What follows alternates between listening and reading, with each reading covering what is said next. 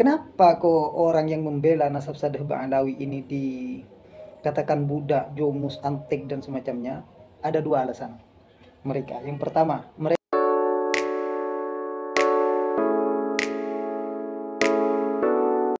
anggap jadi budak-budak Ba'alawi. Ada dianggap jadi budak-budak Ba'alawi.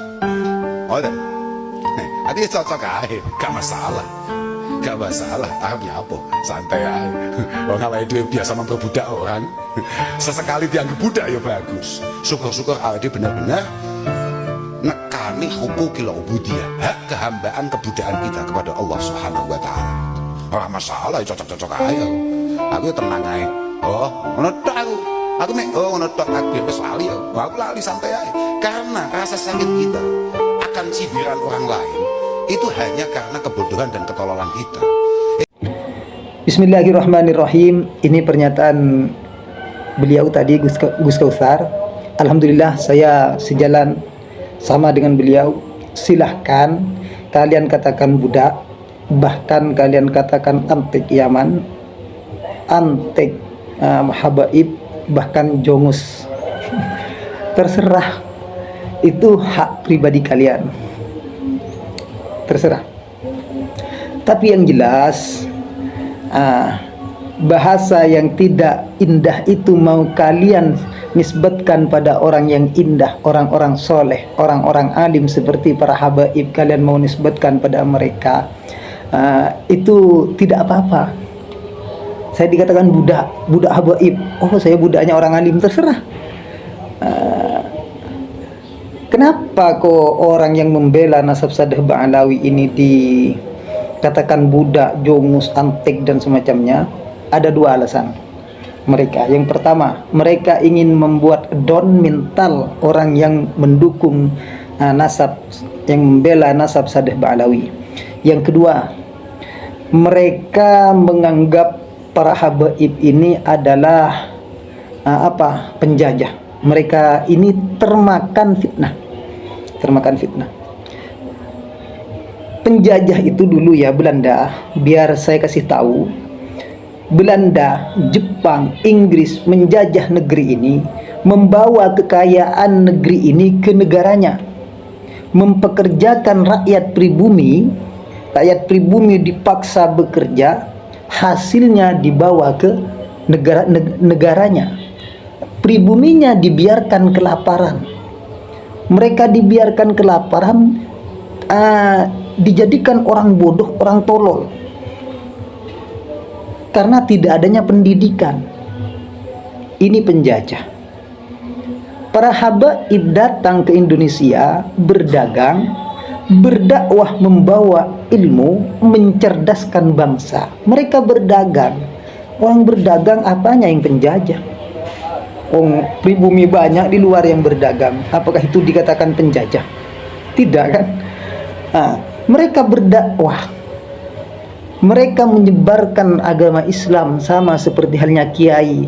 Tujuannya sama apa? Satu, li'i'la'i kalimatillah, yaitu meninggikan, menegakkan agama Allah. Ini tujuan para habaib dan kiai sama. Hanya saja akhir-akhir ini oleh sebagian orang yang tak bertanggung jawab, para habaib dan kiai mau dibenturkan, mau diadu domba. Ya tidak akan bisa. Mau menafikan nasab Sadeh Ba'alawi yang jelas-jelas dari atas sudah orang-orang soleh, orang-orang alim, allamah, bahkan ada yang mufti, ada yang mujaddid dari kalangan mereka. Sekarang mau dinafikan nasabnya lewat tingkah sebagian habaib, lewat tingkah habaib yang tidak baik sebagian. Cuman dari ribuan para habaib, apakah harus baik semua? Kan seperti itu. Tidak harus kan? Karena memang mereka punya akal, punya nafsu, sehingga mereka sama halnya seperti kita. Mereka tidak mungkin baik semua. Seperti itu. Jadi tidak ada kaitannya dengan nasab dan tingkah laku. Kalau masalah baik semuanya ya harus tuntutan.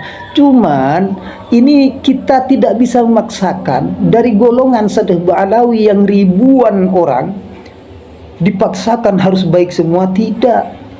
Siapa kita? Kan seperti itu.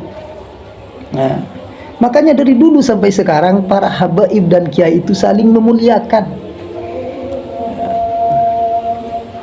Mungkin dikatakan budak karena ketika melihat habaib dimuliakan, itu dimuliakan bukan memperbudak. Tidak ada ceritanya habaib itu memperbudak umat, saudara, ya. Habaib itu mencerdaskan umat, mengajarkan ilmu, menyebarkan ilmu, sama seperti para kiai menyebarkan ilmu, mengajarkan ilmu, karena pekerjaannya yang luar biasa ikhlas, luar biasa baik, dan karena ilmunya yang tinggi, karena ilmunya maka oleh Allah ditinggikan derajatnya sehingga orang-orang pada menghormat. Jadi ketika ada orang yang menghormat habaib, itu bukan menjadi budaknya, seperti halnya kita menghormat kiai kita atau guru kita. Kalau masalah membela nasab habaib, saudara, kalau masalah membela nasab habaib, ketika Ki Imaduddin menyerang nasab para Sadeh Ba'alawi, maka dia berarti menyerang paham Ahlus Sunnah wal Jamaah yang sudah dari dulu ini diwadahi oleh NU, dipercaya dari dulu sampai sekarang, terus moro-moro dinafikan. Pasti ini akan timbul gejolak, timbul kecemburuan. Kenapa? Karena mereka oleh Ki Imaduddin ini dianggap hanya don saja. Mereka tidak pernah meneliti. Mereka tidak paham berarti ilmu nasab. Yang paham hanya Ki Imaduddin. Ini kan aneh. Ini tesis ngaco, ini tesis lucu. Jadi ketika kiai saya yang dari dulu, kiai-kiai pendahulu-pendahulu saya, mbah-mbah saya yang dari dulu meyakini, guru-guru saya yang dari dulu meyakini, sampai sekarang dikatakan hanya taklid buta saja. Ini aneh. Artinya mereka hanya don saja tanpa sesuai dengan syariat dan kaidah ilmu nasab. Mereka meyakini ini tidak benar. Terus sedunia hanya kiamat, sehingga dia berani berkata wa in aftal muftun, seperti itu, meskipun orang sedunia berfatwa. Ini aneh. Ya, jadi mari kita saling menghormati. Kalau ada salah satu dari habaib, perbaiki mereka. Jangan menyebar fitnah, hoax dan segala macam, terus melibas semua para Sadeh Ba'alawi yang di dalamnya banyak orang aulia illah, banyak alim al-allamah, orang-orang alim dan allamah. Ini sudah tidak benar, tesis ini sudah tidak benar, seperti itu. Maka dari itu, sebelum dibuktikan yang namanya tesis, katanya tesis, saya masih belum mengatakan tesis, yang katanya ini tesis, sebelum bisa dibuktikan di forum ilmiah, maka saya anggap tesis ini hanya sebuah tulisan di atas koran, di atas kertas putih, tinta hitam di atas kertas putih, seperti itu. Terima kasih.